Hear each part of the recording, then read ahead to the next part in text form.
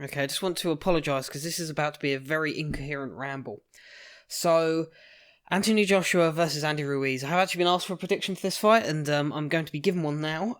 Now, up until about half an hour ago, I would have told you put your money on Ruiz very comfortably, just because I believe in a rematch it's usually just a more destructive version of the first fight. And really in my head it made sense to pick Andrew Ruiz when we know he can hurt AJ, we know he's got the power, we know he's got the capability to get on the inside to hurt AJ with those really dangerous hooks. And now we've just had the weigh-in. Now, I'll be honest, I didn't expect him to be much lighter. I was expecting him to be 260, because I think he weighed in at 268 last time, if I'm not mistaken. Well, Andy Ruiz has just weighed in at 283. Who the hell saw this coming? I mean, let's be honest, no one saw this coming. It wasn't outside of the realms of possibility that he would be a bit lighter, or maybe the same weight, but to be heavier, and to be this much heavier, wow, this does change the whole dynamic of the fight. Ruiz is going for power early, which is something no one was expecting. Everyone thought his best opportunity and the best way to do it was not to box. Let me just quickly break this down. The first fight showed us three things. It showed us that Joshua can outbox Ruiz. Ruiz cannot outbox Joshua. Ruiz can hurt Joshua, and Joshua can hurt Ruiz. So we're already of the four possible decisions, well, five, including a draw. Of the five, we've already seen three in action. We can see that the one of the three is that Joshua can keep Ruiz on the end of the jab and outbox him using that range and height. Another one is that we see Joshua can actually use that range and height to take off straight punches to hurt Ruiz. We saw he knocked him down. And then thirdly, we saw that on the inside, Ruiz can use these really fast and powerful hooks to hurt Joshua. So going off of that alone, we know the fight can go one of three ways. With my original prediction, I thought it was going to be the case of the Andy Ruiz, whether he has to weather a storm, whether he gets outboxed, whether he's behind on the cards, will at some point get Joshua again. And when he gets Joshua, we know how it goes, It's a fool to bet against what you've already seen. We haven't seen Joshua beat Ruiz, but we have seen Ruiz beat Joshua. So to very comfortably bet on Joshua just seemed madness to me. Now, Joshua has come in at 237. I expected about this weight by how he looked. He looked like a bit more than 235 and a bit less than 240, so 237 was about bang on what I expected. Now, everyone's talking about his mobility in this fight, and don't get me wrong, I think that will be important. I expect Joshua to bob and move and use that range.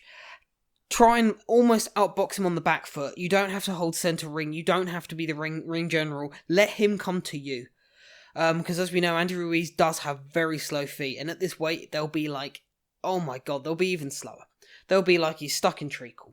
So that already is looking good for me for Joshua's perspective. Now, a thing that no one's talking about, which I think is also important, very important, but it depends on whether Joshua's gun shy or not, is the explosiveness. Now, on the come up, Joshua weighed around this sort of weight, and fuck me, that was a scary, scary Joshua. In fact, I think a lot of people will agree in saying that was the most explosive and destructive Joshua looked. In his early fights, admittedly not always against the higher caliber opposition, he weighed in this sort of in the 230s, and he was explosive.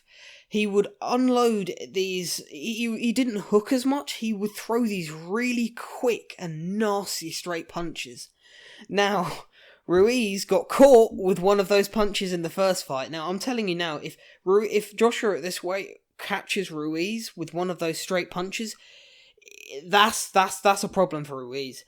Now, Ruiz at this weight as well, he's a plodder. He's a plodder when he's 17 stone. So at 20 stone, I mean, he's going to be very, very slow. Ruiz looks to me like he's going to try and knock him out early, and that looks to be the game plan.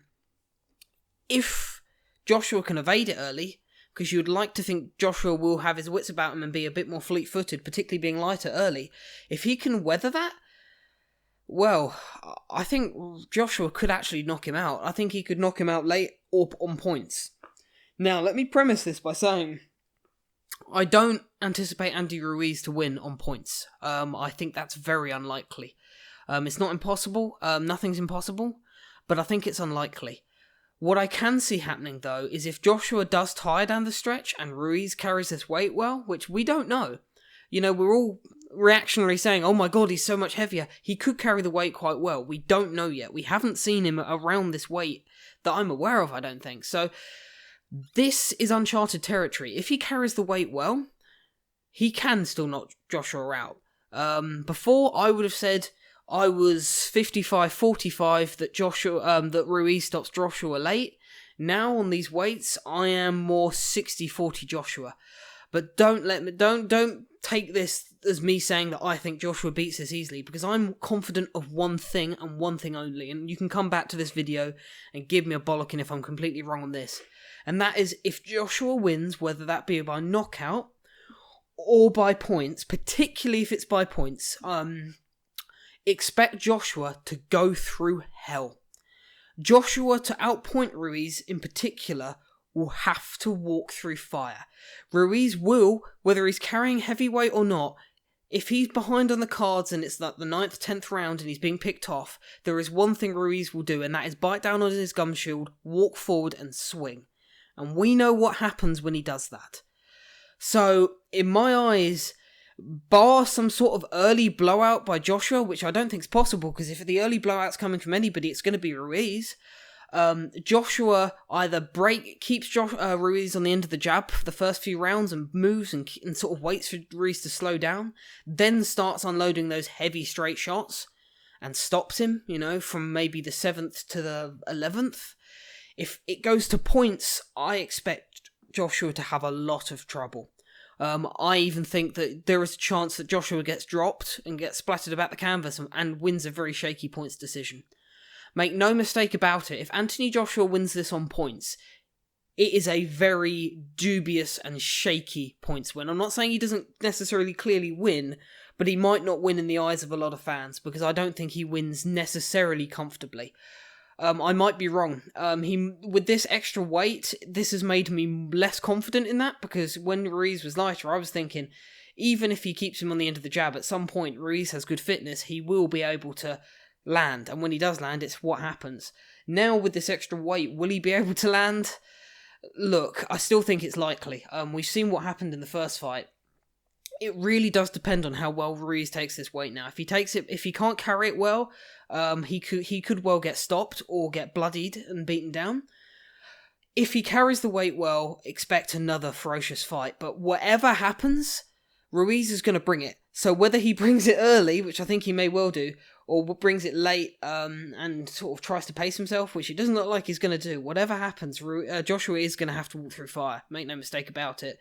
The only way that he doesn't is if Joshua can really establish himself and just try and, bloody him up with the jab and really try and, out muscle him almost on the back foot, which is possible. But really, if you're asking me, I think it goes one of two ways. Either Joshua on a very shaky points decision / late stoppage, or Ruiz knocks him out. Look, I know sound like I'm sitting on the fence, so I need to make a decision. Oh, fucking hell. I'm literally changing my mind back and forth as I go right now. I think with the weight, I'm going to let it influence me. I'm going to change my decision. I'm going by Anthony Joshua by late stoppage or on points. Look, if you had held a gun to my head 12 hours ago and said make a pick, I would have said Ruiz all day. But we just don't know what Ruiz looks like with this weight. Will he be even more powerful, or will he just be slower? The way it looked to me is it would have been in Andy Ruiz's best interest to come in, if anything, a little bit lighter.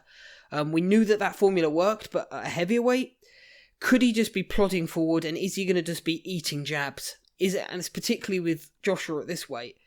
So, look, I know this may have sounded like a really incoherent ramble, and that's because, to be completely honest with you, it is. My head is really, really swinging back and forth. I don't know what to think about this fight now. I was quite confident with Ruiz late at one point, but now I'm not so confident at all, because how will he carry that weight into the later rounds is my question. One thing that isn't a question to me is that Ruiz will bring it, and that if Joshua does win, he has to come through hairy moments, I think. Unless this weight really, really impacts Ruiz to the point where he really struggles with carrying the extra weight, Joshua's gonna have some problems. and as I say, unless Joshua can really establish a heavy jab and really, really sort of just beat him into submission, that's the only way I see Joshua not getting, at some point, having to get stuck in. Now, I think I did reference earlier is that how spiteful can Joshua be? I think he has to not be too gun-shy. He cannot be over-eager like he was in the first fight, because as we know, even Ruiz, when he's hurt, he's very dangerous. But what he needs to be is he needs to be authoritative. That is imperative to victory in this fight for Joshua. He needs to not just a jab, he needs to put the 1-2, the combinations together, and he needs to focus on those long straight punches. If he focuses on those long straight punches and he's authoritative with it and he's nasty with it and he's quick and fast with it, he wins this fight for me. So that is my prediction.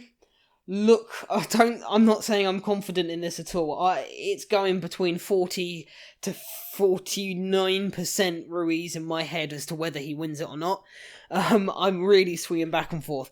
Look, I give AJ nothing more than a 60% chance, but that is the chance I give him. We'll have to wait and see. Look, this is the most excited I've been for a fight in years. There has never been this much weighing on a fight before as well. I think I touched on this before. If Joshua loses, British boxing's in a bad way. If you haven't seen that, I've done a whole video breaking down why I think that is. We've even seen Dillian Whyte come out and say that, look, he's supporting AJ big time. He said, if you're a fan of Britain, if you're a British boxing fan, you want AJ to win. You have to take alliances aside here.